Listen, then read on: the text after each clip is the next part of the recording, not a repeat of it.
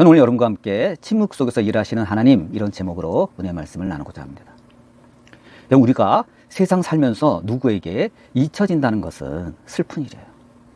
그것은 그만큼 내가 더 이상 친구들 사이에서 중요하지 않고 존재감이 없다는 것을 뜻하는 거예요. 친구들 사이나 인간관계에서 흔히 일어나는 일입니다. 근데 우리가 창세기 40장을 보면 감옥에 있던 요셉이 술 맡은 관원장의 꿈을 해몽해 주면서 부탁하는 장면이 나옵니다. 뭐라 그러죠? 당신이 지금부터 사흘 안에 복직이 될 터인데 만일 나가거든, 잘 되거든, 나를 이 감옥에서 꺼내주세요. 이렇게 청탁을 합니다. 나는 이 감옥에 있을 만한 짓을 하지 않았습니다. 호소했습니다. 근데 어떻게 되죠? 요셉의 해몽을 받은 대로 이 술 맡은 관원장이요, 복직이 돼요. 옛날에 이 술 맡은 관원장은 되게 중요한 거예요. 왜냐면 옛날 왕들은 독살당하는 일이 많았어요. 그래서 이 관원장이 한순간 이 잘못된 마음을 품고 그 술에 독이라도 타면 어떻게 되죠? 그 왕이 죽는 거예요. 그래서 이 술 맡은 관원장의 직책은 정말 왕이 신임할 만한 아주 굉장히 중요한 나라의 국사가 달린 중요한 직책이에요. 그래서 조금만 해도 의심이 들면 갈아치워요. 죽이거나. 근데 어떤 그 오해를 받아서 감옥에 들어온 거죠. 그런데 이제 오해가 풀린 거예요. 그러니까 복직이 됐어요. 근데 성경을 보면 요셉은 분명히 부탁을 했는데 뭐라고 되어 있죠? 관원장은 요셉을 기억하지 못하고 그를 잊었더라, 이렇게 됩니다. 얼마나 안타까워요. 겨우 풀려날 기회를 잡았는데 그만 이 술 맡은 관원장이 잊어버린 거예요. 요셉이 얼마나 큰 기회를 했겠어요. 그는 요셉을 새까맣게 잊어버렸어요. 요셉이 얼마나 괴로웠을까요? 이것은 사람에게 잊혀진 경우에 해당됩니다. 근데 여러분, 신앙인이 진짜 괴로운 것은 바로 하나님에게 잊혀지는 경우예요. 여러분, 시편 42편을 보면 그것을 기록한 분이 나옵니다. 그분은 바로 레위 지파에 속했던 고라 자손이다, 이렇게 나와 있어요. 이분은 성전에서 하나님의 일을 하던 그런 직분을 갖고 있던 분이에요. 근데 그가 그의 직분에서 쫓겨나고 원수들에게 둘러싸여서 너희 하나님이 어디 있느냐 하고 비난과 조롱을 당하게 됩니다. 얼마나 괴롭겠어요. 왜냐하면 그들이 보기에도 그는 하나님께 잊혀지고 버림받은 인간으로 보였기 때문입니다. 여러분, 이렇게 보여지는 사람들이요, 세상에 의외로 굉장히 많아요. 근데 중요한 것은 그때 하나님이 침묵하고 계셨다는 거죠. 그래서 그는 하나님 앞에 어째여 나를 잊으셨냐고, 어째여 내가 원수들에게 이렇게 압제를 당하고 이렇게 조롱을 당하고 슬프게 다니게 하냐고 하나님께 호소하는 장면이 나옵니다. 여러분, 우리가 하나님의 관심과 사랑을 받아야 할 때 하나님께 잊혀지는 것만큼 사람에게, 특히 우리 신앙인들에게 괴로운 일은 없을 거라고 생각이 됩니다. 여러분, 우리 구약 성경은 히브리어로 기록이 되어 있죠. 근데 이 히브리어 단어 중에 자카르라는 단어가 있어요. 자카르. 이 단어는요, 기억하다 또는 주의를 기리다, 이런 뜻이 있어요. 우리가 잘 아는 노아는 홍수가 발생된 지 370일 동안 그 방주에 머물렀어요. 그러니까 1년하고도 좀 며칠 더 된 거죠. 그런데 홍수가 발생된 지 여러분 150일 되던 날 수위가, 그 물의 수위가 최고조로 오릅니다. 그런데 성경을 보면 하나님이 노아와 그와 함께한 모든 짐승들을 기억하셨다, 이렇게 되어 있습니다. 기억하셨다고. 이때 사용된 단어가요, 자카르예요. 근데 하나님이 노아와 그 짐승들을 기억하신 다음에 어떤 일이 벌어지죠? 하나님이 바람을 보내셔가지고요, 물이 빠지게 하셨어요. 또 하늘에 비가 더 이상 내리지 않게 하나님께서 그치게 하셨어요.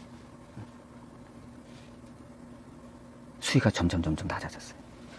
하나님은 아무 말씀도 노아에게 하지 않았지만 노아를 위해서 조용히 일하신 거죠. 여러분, 노아는요, 하나님이 일을 하시는 시점을 몰랐어요. 하나님이 그렇게 하시는지도 몰랐어요. 방주 안에서 하나님이 조용히 일하셨기 때문에. 여러분, 우리도 마찬가지예요. 여러분, 우리가 볼 때 하나님이 우리를 위해서 일하시는 시점을요, 우리는 모를 때가 많아요. 시간이 지나고 나서 알게 되는 경우가 많죠. 그런데 노아는 어느 순간 그걸 알게 됩니다. 언제 알게 돼요? 방주에 있는 창문을 통해서 보니까 안 보이던, 그때는 하늘밖에 안 보였는데 안 보이던 많은 산들의 봉우리가 보이기 시작하는 거예요. 그 무슨 얘기예요? 물이 빠졌다는 얘기예요. 수위가 내려간 거죠. 하나님이 노아가 모르는 사이에 일을 하기 시작한 거예요. 드디어 노아는 하나님께서 일하신 흔적을 보게 된 거예요. 여러분도 하나님이 일하시는 흔적을 보게 되시기를 바랍니다. 여러분, 예수님께서도 이 세상에 계실 때 이런 말씀하셨어요. 내 아버지께서 이제까지 일하시니 나도 일한다. 내 아버지께서 이제까지 일하시니 나도 일한다. 이렇게 말씀하셨습니다. 여러분, 우리 하나님은요, 일하시는 분이세요. 근데 우리 하나님은요, 요란하게 시끄럽게 일하지 않으세요. 우리 하나님 대부분 침묵 속에서 조용히 일하세요. 여러분, 우리 하나님의 일하시는 방식은요, 변하지 않아요. 하나님은 지금도 침묵 속에서 조용히 일하고 계심을 우리는 믿어야 됩니다. 시간이 지나면 다 알게 돼 있어요. 근데 여러분, 우리가 성경을 보면 하나님이 노아만을 기억하신 게 아니에요. 성경을 보면 애굽에서 종살이 하던 이스라엘 자손들에게도 하나님이 기억하시는 행동, 이 자카르가 나타납니다. 출애굽기 2장 24절을 보면 하나님이 그들의 고통 소리를 들으시고 아브라함과 이삭과 야곱에게 세운 그의 언약을 기억하셨다. 여러분, 성경 읽다가 하나님이 기억하셨다, 그런 그 문장을 보면 그 뒤를 봐야 돼요. 반드시 하나님은요, 기억만 하시는 것이 아니라 그것을 행동으로 나타나세요. 이게 중요해요. 꼭 행동으로 옮겨요. 하나님은 모세를 광야에서 불러서 지도자로 삼으시고 사명을 주셔서 이스라엘 백성들 애굽에서 해방시키셨잖아요. 여러분, 우리가 잘 알고 있는 라헬도 마찬가지예요. 야곱의 아내였죠. 창세기 30장 22절을 보면 하나님이 라헬을 생각하신지라 라는 문장이 나와요. 역시 뭐예요? 자카르예요.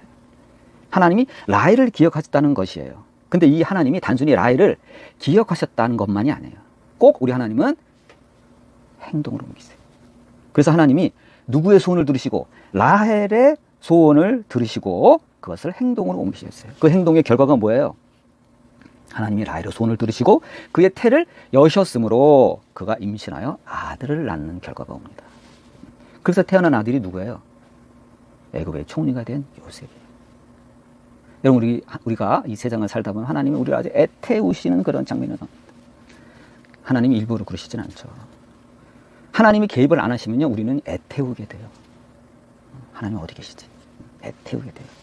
근데 하나님은요, 그럼에도 불구하고 종종 침묵하실 때가 많습니다. 성경이 그렇게 돼 있어요. 하나님의 역사는 우리가 잘 알고 있는 한나에게도 마찬가지예요. 그녀는 오랫동안 자식을 못 낳아 마음이 괴로워했죠. 비통해하고 하나님 앞에서 신음하고 통곡했죠. 근데 역시 사무엘상 1장 19절에 보면 여호와께서 그를 생각하신지라, 이런 문장이 나옵니다. 역시 자카르예요. 하나님이 기억하셔서 한나는 곧 어떻게 돼요? 임신하고. 신기해요. 우리 하나님이 생각하신 바로 행동이 나타나요. 한나는 곧 임신하고 아들을 낳게 됩니다. 그 아들이 바로 사무엘이에요. 그렇게 한나를 오랫동안 괴롭히고 힘들게 했던 문제가 단번에 해결됩니다. 이러한 자카르의 은혜가 여러분에게 있기를 바랍니다. 이처럼 성경을 보면 하나님은 오랫동안 하나님의 부재로 괴로워했던 자들을 잊지 않고 기억하시며 문제를 해결해 주십니다. 방주에 탄 노아도 그랬고, 애굽에서 고통을 받았던 이스라엘 자손들도 경험했고, 또 자식을 못 낳아 괴로워했던 라헬과 한나도 경험했던 것입니다. 이 밖에도 무수히 많아요. 근데 우리가 여러분 위로받을 게 있어요. 그건 뭐죠? 하나님 앞에서 애통하고 괴로워하고 호소했던 사람들은요, 결과가 다 좋아요. 그러지 않고 별 기도도 하지 않았는데도, 마음을 졸이지도 않고 애통하지 않았는데도 그냥 저절로 잘 풀린 거 같이 승승장구한 사람들은요, 결말이 안 좋아요. 여러분, 이렇게 하나님 앞에 애통하고 부르짖던 사람들은요, 결말이 좋아요. 그리고 이런 사람들은 교만해질 수가 없어요. 하나님의 은혜를 너무 잘 알기 때문에 이분들은 오직 하나님 중심으로 살아가게 되어 있습니다. 여러분, 하나님의 그 역사는요, 그 노아의 얘기로 우리가 다시 돌아가면 대홍수가 일어난 지 1년 후에 노아가 방주에서 나올 것을 하나님이 명령하십니다. 정확히 370일 만에 하나님께서 응답하셨어요. 하나님의 음성이 370일 만에 다시 나타나신 거예요. 1년도 좀 더 돼서. 여러분, 그 좁은 방주 안에서 노아만 있었던 것도 아니잖아요. 그 식구들도 있었고, 또 수많은 그 짐승들과 가축들이 있었잖아요. 그 비좁은 데서 동물들이 울어댔죠.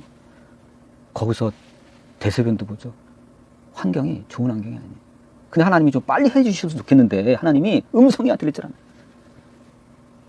370일만 하나님의 음성이 들립니다. 봉우리가 다 보이고 이제. 그렇죠?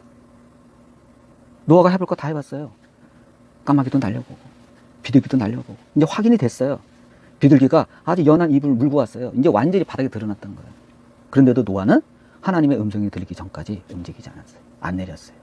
하나님의 음성이 들리자 확인하고 내리게 된 것입니다.